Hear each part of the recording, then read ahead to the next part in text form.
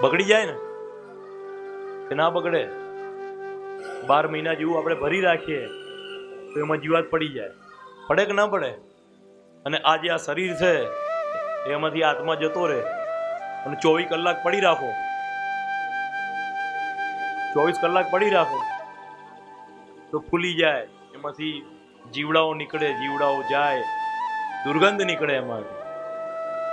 જો આ બે વસ્તુ ભગવાને એના હાથમાં ન રાખી હોત ને તો બધાએ વેપારીઓ અનાજનો ઢગલો કરીને આખી જિંદગી એમની પેઢીઓ વેપાર જ કરત.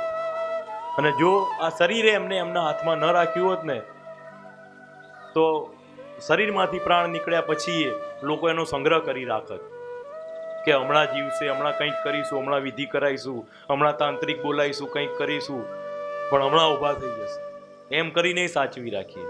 પણ ભગવાને આ બે વસ્તુ એના હાથમાં રાખી છે.